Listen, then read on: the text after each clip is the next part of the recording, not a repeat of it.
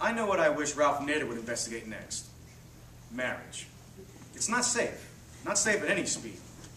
Do you realize that every day, the unwary and unready leap into an arrangement that has no guarantee, no warranty, no money back? Even with the present divorce rate, most people still marry with the conviction that they will remain together until death do them part. And in this enlightened era, that could be one hell of a long time. Have you faced up to the fact that it's harder to get a driver's license than a marriage license? In most states, prospective drivers have to take an eye test, a written test, and a road test. It would be harder, I know, to arrange a road test for marriage, which would duplicate actual traffic conditions. But it could be done. An engaged couple could be asked to live for 1 week in a third-floor walk-up apartment with 4 children under the age of 10, 2 of whom have colds, a sink that is stopped up, and a puppy that wasn't housebroken. This would prove an eye-opener to the young couple. It would also provide a week's vacation for the parents of the four kiddies, which would, of course, be good for their marriage. Lastly, there absolutely should be a written test.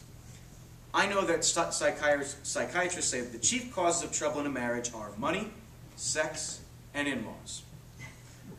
But it has been my observation that it isn't what people do in these major areas that's so important, it's more what they say. Here is where a written test would help. Just as potential drivers go on record indicating that they are aware that one never parks in front of a fire hydrant, the about to be married ought to show that they are aware that one never asks, "How did you ever get out of high school without learning to add?" Or, "Is this the same lamb we had 3 nights ago?" Therefore, I have made up my own little multiple choice test to weed out the unmarriageable.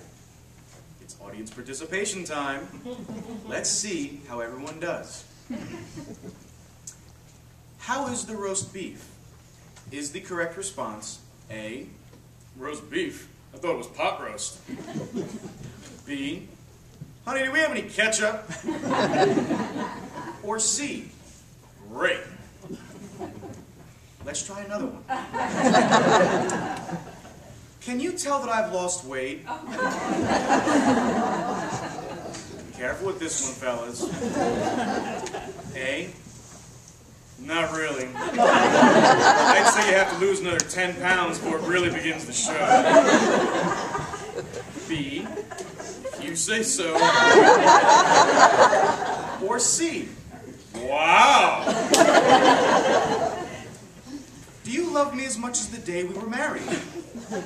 A, yeah, I love you as much as the day we were married. B, oh God, not again. Or C, if you have to ask that question, honey, it must be my fault. I must not be showing you all the love that I truly feel.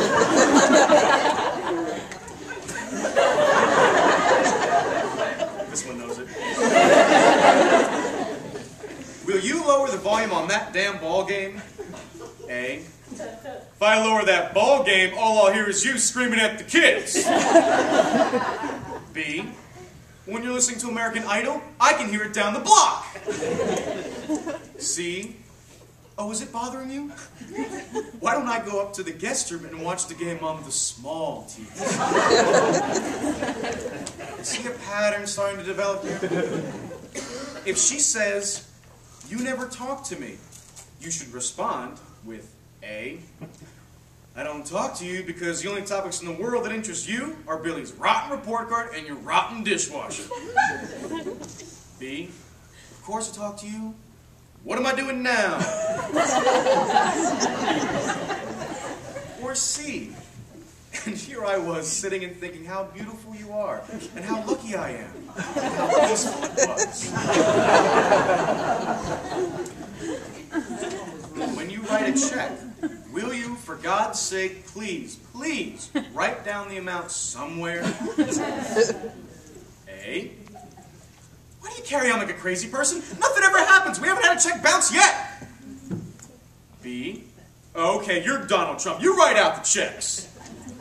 Or C, yes.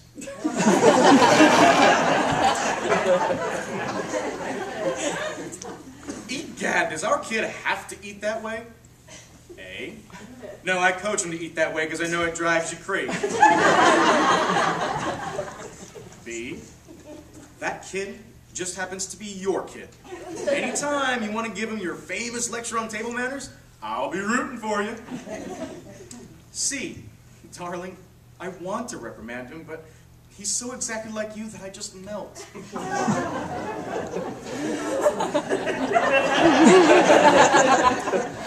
All right, last one, because it works both ways, ladies. If the man should have the temerity to ask, "Oh Lord, you're crying again. What is it this time?" The best answer is A. I spent 3 hours stuffing the veal and you never even said it was good. I had my hair done and you didn't even notice. It rained all day and the kids were like maniacs, and after I sewed all the buttons back on Jimmy's sweater, he lost it in the park, and you never ever offered to help me do anything around here. B. Because I want to marry George Clooney and live in one of his lakeside villas and be waited on hand and foot. Or C. Because I'm silly and I don't count my blessings. Come on, give me a little squeeze, take out the garbage, and I'll be through here in no time. Well, there you have it. Of course, I don't mean to suggest that this test is either foolproof nor definitive. I mean only to be the first pebble in the avalanche that is sure to come. But perhaps I should add just one final cautionary note. Those persons out there who found themselves anticipating the correct answer in each instance are probably so perfect that they would drive any other human being bonkers. I suggest they remain single.